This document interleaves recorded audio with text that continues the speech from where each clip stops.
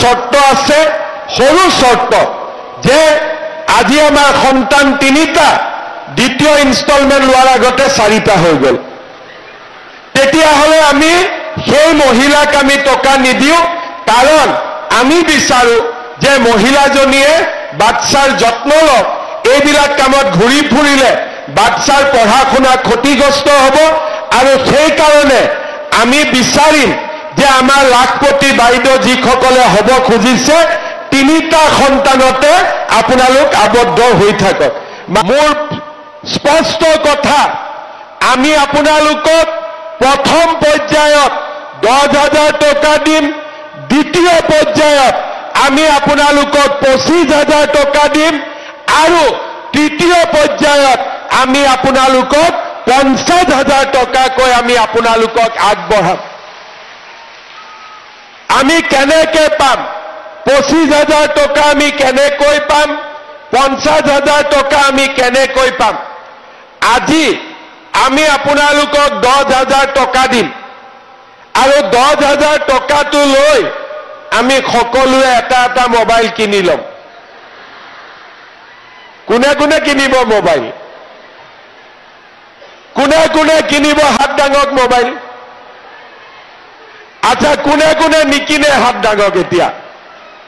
আচ্ছা, বুজিলো। তাৰমানে আপোনালোকে বুজি পালে যে এই 10,000 টকাটো মোবাইল ফোনৰ কাৰণে নহয়। মোৰ এটা অভিজ্ঞতা কম। মই বিহালীত গৈছিলো, তেতিয়া প্ৰথম আৰম্ভণি 10,000 টকাকৈ বিলালো।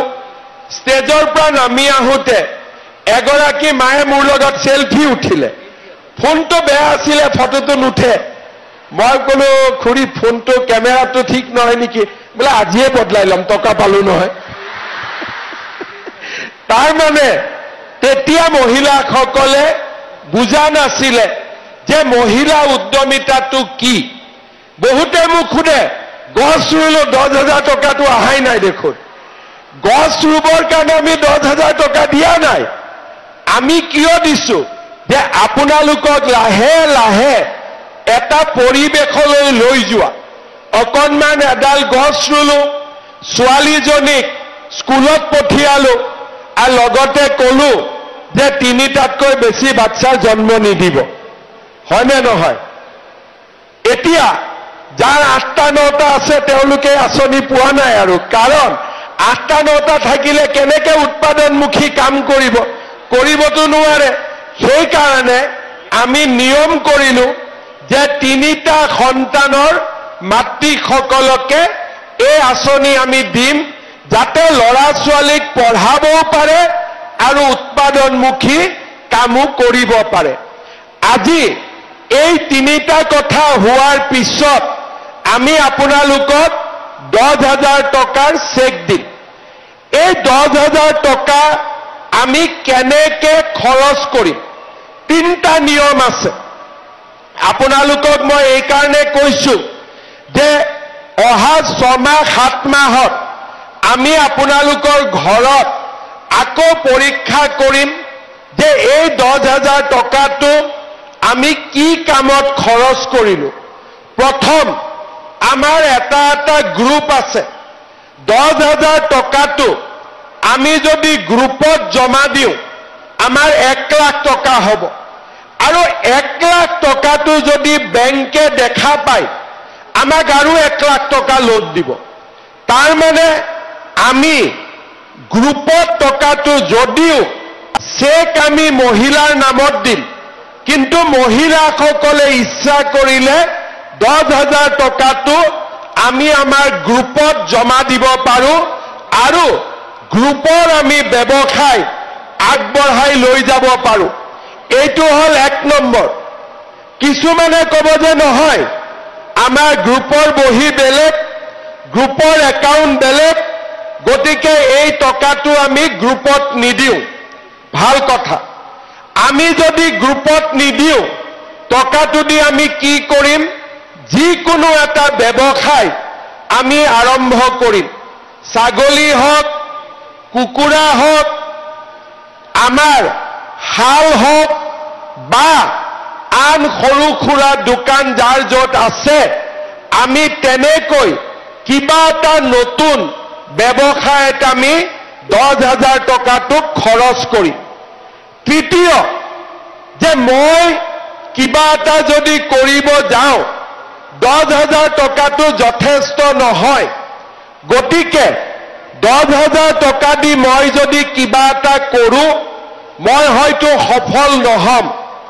মই কি কৰিব পাৰোঁ যে মোৰ স্বামীৰ ইতিমধ্যে এটা ব্যৱসায় আছে, স্বামীৰ দোকান আছে, স্বামীয়ে আন কিবা ব্যৱসায় কৰে, স্বামীৰ ব্যৱসায়টো যদি আমি এই 10,000 টকাটো লগাই দিওঁ তেতিয়াও আমি কিছুদিন পিছত চৰকাৰক ক'ব পাৰিম যে এই টকাটো মই মোৰ হাজবেণ্ডৰ বা স্বামীৰ ব্যৱসায়ত খৰচ কৰিছোঁ।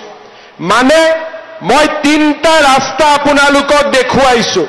প্ৰথম গ্ৰুপৰ জৰিয়তে, দ্বিতীয় নিজে, আৰু তৃতীয় হ'ল মোৰ স্বামীৰ ব্যৱসায়ত এই 10,000 টকাটো আমি খৰচ কৰিলোঁ। কাৰণ আমি বিশ্বাস কৰোঁ যে এখন ঘৰ স্বামী আৰু স্ত্ৰীৰ সহযোগতহে এখন ঘৰ আগবাঢ়ি যাব পাৰে। শ্ৰদ্ধাৰ আই মাতৃসকল, এই 10,000 টকাৰ ভাল খৰচ হোৱাৰ লগে লগে 1 নম্বৰ, 2 নম্বৰ, 3 নম্বৰ যিটো ৰাস্তা দিয়ে যাওক কিয়, এই কামখিনি আপোনালোকে কৰাৰ পিছত চৰকাৰে অহা বছৰ আপোনালোকক 25,000 টকাৰ ব্যৱস্থা কৰি দিব। তাৰ পিছত 25,000 টকাৰো যেতিয়া ভাল খৰচ হ'ব আমি আপোনালোকক 50,000 টকালৈকে আমি আপোনালোকক আগবঢ়াই লৈ যাম। এইটোৱে হৈছে আমাৰ কথা। খালি এটাই মাত্ৰ আমাৰ চৰ্ত আছে, সৰু চৰ্ত, যে আজি আমাৰ সন্তান 3টা, দ্বিতীয় ইনষ্টলমেণ্ট লোৱাৰ আগতে 4টা হৈ গ'ল। তেতিয়াহ'লে আমি সেই মহিলাক আমি টকা নিদিওঁ, কাৰণ আমি বিচাৰোঁ যে মহিলাজনীয়ে বাচ্চাৰ যত্ন লওক। এইবিলাক কামত ঘূৰি ফুৰিলে বাচ্চাৰ পঢ়া শুনা ক্ষতিগ্ৰস্ত হ'ব, আৰু সেইকাৰণে আমি বিচাৰিম যে আমাৰ লাখপতি বাইদেউ যিসকলে হ'ব খুজিছে 3টা সন্তানতে আপোনালোক আবদ্ধ হৈ থাকক। মানুহে 2টা বুলি কয়, কিন্তু আমি সংখ্যাটো কমি আহি আছোঁ কাৰণে মই 3টা কৈ দিছোঁ, হয়নে নহয়? আমাৰ নগাঁৱততো আমি বেছিকৈ গম পাওঁ যে আমি লাহে লাহে কমি নোহোৱাই হৈ যাব ওলাইছোঁ। সেইকাৰণে আমাৰ কৰবাত নহয় কৰবাত 2টাৰ জেগাত আমি 3টা যাব লাগিব। গতিকে 3টালৈকে আপত্তি নাই, কিন্তু 4টা হ'লে 2টা কাম আমি একেলগে চলাব নোৱাৰোঁ। কাৰণ ল'ৰা ছোৱালীক যদি এই পৃথিৱীলৈ আমি আনো, পঢ়া শুনা কৰোৱাটো মাতৃ সমাজৰ এটা ডাঙৰ দায়িত্ব। শ্ৰদ্ধাৰ আই মাতৃসকল, আমি যিবিলাক কথা দিছিলোঁ ইলেকশ্যনৰ সময়ত আমি সব কথা ৰাখিছোঁ।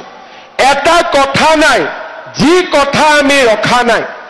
আজি যেতিয়া ইলেকশ্যন হৈছিলে, অৰুণোদয় আঁচনি যেতিয়া আমি আৰম্ভ কৰিছিলোঁ, তেতিয়া কংগ্ৰেছে কৈছিলে যে নহয়, এইবিলাক আঁচনি ইলেকশ্যনৰ পিছত বন্ধ হৈ যাব। বন্ধটো নহ'লে 830 টকা 1,000 হ'ল, 1,000 1250 টকা হ'ল। এতিয়া আমি ঠিক কৰিছোঁ জানুৱাৰী মাহৰ পৰা অৰুণোদয় পৰিয়ালে যেতিয়া গেছ কিনিব, গেছৰ ছাবচিডিও আমি 250 টকা আপোনালোকৰ বেংক একাউণ্টত সোমাই দিম। তাৰমানে আমি ক'তো ৰখি নাযাওঁ, আগবাঢ়ি গৈ থাকোঁ। তেনেকে আজি আমি আপোনালোকক 10,000 দিলোঁ, 25,000ৰ প্লেনিং আমি আৰম্ভ কৰিয়ে দিলোঁ যে কেনেকে আমি 25,000 টকা আগলৈকে গৈ আমি আপোনালোকক দিব পাৰোঁ। আমাৰ লক্ষ্য কি? আমাৰ লক্ষ্য হ'ল মহিলাসকলে যাতে ঘৰখন চলাবলৈ বহুত বেছি কষ্ট কৰিবলগীয়া নহয়। আজি আমি মোদী ডাঙৰীয়াই আমাক বিনামূলীয়াকৈ চাউল দিয়ে, কিমান আমাৰ কষ্ট কমি যায়। যোনে মূল্য বুজি নাপায় তাক বুজাই লাভ নাই। কিন্তু অসমত 67 লাখ পৰিয়ালে 67 লাখ পৰিয়ালে প্ৰত্যেক মাহত ৰেচনৰ দোকানত গৈ ষ্টাম্প লগাই পেলাই চাউল লৈ আহে, আৰু তাৰ পৰা আমি বুজি পাওঁ যে সেইখিনি চাউলে পৰিয়ালটোক কিমান সহায় কৰে। 10 তাৰিখৰ দিনটোৰ কাৰণে ৰখি থাকে যে মোৰ অৰুণোদয় এই মাহত সোমাল নে নাই সোমোৱা। এতিয়া আমি নৱেম্বৰ মাহৰ পৰা আপোনালোকক দালি, নিমখ আৰু চেনিও আমি কম দামত দিয়া আৰম্ভ কৰিম। কংগ্ৰেছে কৈছে যে আমি বোলে কিবা হিতাধিকাৰী নিৰ্বাচন কৰিছো। ঠিক আছে, আমি যদি হিতাধিকাৰীয়ে কৰিছো, কংগ্ৰেছৰ মানুহবিলাকে কিয় অৰুণোদয় এপ্লাই কৰে? কংগ্ৰেছৰ মানুহবিলাকে কিয় মাহত বিনামূলীয়া চাউল লয়? তাৰ জবাবটো দিয়ক। কংগ্ৰেছৰ মানুহবিলাকে কিয় অৰুণোদয় লৈ আছে? কংগ্ৰেছৰ মানুহবিলাকে কিয় বিনামূলীয়া চাউল লৈ আছে? আৰু এই কংগ্ৰেছৰ মানুহবিলাকে দালি, নিমখ, চেনি